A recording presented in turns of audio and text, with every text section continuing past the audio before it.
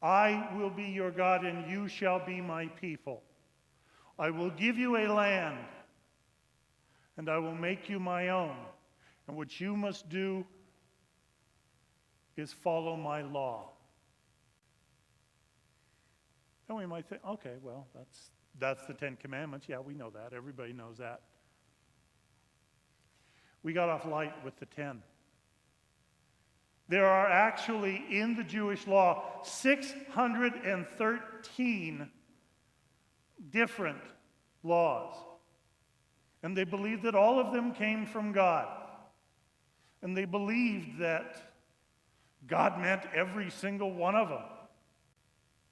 So, there was a lot of concern. Well, what if I break any of them? What if I break a couple of them I don't even know about? And those who were strict interpreters of the law, they said, better not.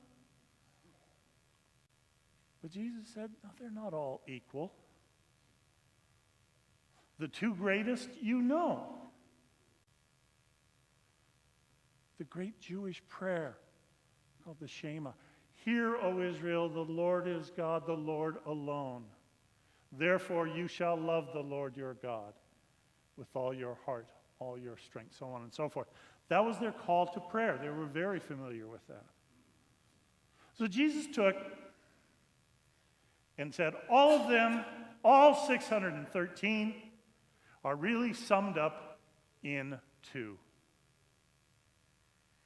Love God, love your neighbor.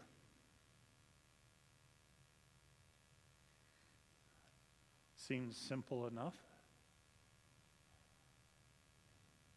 Seems like we try to do that. But the question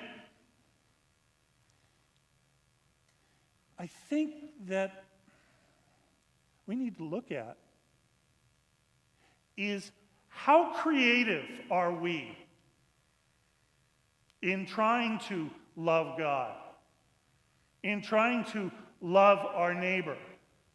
Is it something that, well, I'll just follow the standards of everybody else and that should be good enough? Or am I searching, trying to find other ways, trying to come to a deeper understanding and a deeper appreciation of what it means to live God's love? Well, gee, Father John, how do we do that? I'm glad you asked. As always, tried to find some stories. And for you young people, I don't know, maybe this will sound familiar to some of you. In the book, The Aladdin Factor, there is a story by Jane Nelson that could help a great many mothers and fathers. Nelson once received a call from a frantic single mother who was caught in a real power struggle with her 14-year-old daughter. The mother had found a six-pack of beer in her daughter's closet. So when her daughter came home, she said, "Okay, Maria, what is this?" Her daughter answered, "Looks like a six-pack of beer to me, Mom." "Don't you get smart with me, young lady. Tell me about this." "Well, I don't know what you're talking about," the girl replied. "I found this six-pack in your closet, young lady. You'd better explain." Maria thought real fast and said, "Oh, yeah, I was hiding that for a friend." "You expect me to believe that?" asked the mother. Maria gets mad and stomps off to her bedroom and slams the door. Like I said, I'm not going to ask for a show of hands, but any of this sound familiar to some of you? When the mother called for advice, Jane Nelson asked, "Why were you so concerned with finding a six-pack of beer in her closet?" "Because I don't want her to get into trouble," the mother answered. "I understand that," Nelson replied. "But why is it you don't want her to get into trouble?" The mother replied, "Because I don't want her to ruin her life." "I understand that," Nelson replied. But why is it that you don't want her to ruin her life? Finally, the mother got it. Well, because I love her, she said. Do you think she got that message? Nelson asked. The answer came back, of course not. Jane Nelson asked, what do you think would happen if you started with that message? If you were to start with, honey, I love you so much that I got really scared when I found this 6-pack of beer in your closet. Could we talk about this?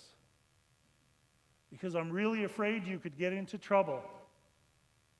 Can we talk about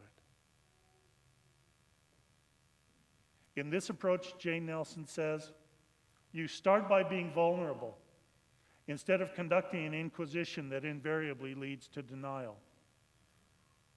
Starting from the position of love and vulnerability evokes closeness and trust, so that the child can then open up and work together with you on some kind of solution.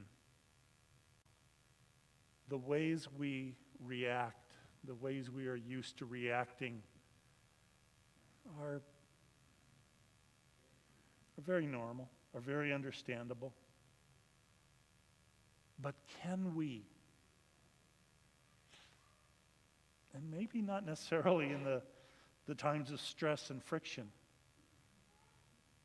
can we be thinking about other ways, more loving ways, ways of being vulnerable? And that's true for all of us. This isn't just a lecture from the celibate to the parents. No. We all need that.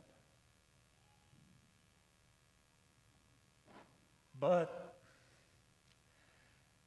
it's been said that when we love people and go out of our way to help them, we become vulnerable. That's what the wealthy industrialist Charles M. Schwab declared after going to court and winning a nuisance suit at age 70. Given permission by the judge to speak to the spectators, Schwab made the following statement. I'd like to say here in a court of law, and speaking as an old man, that 9/10 of my troubles are traceable to my being kind to others.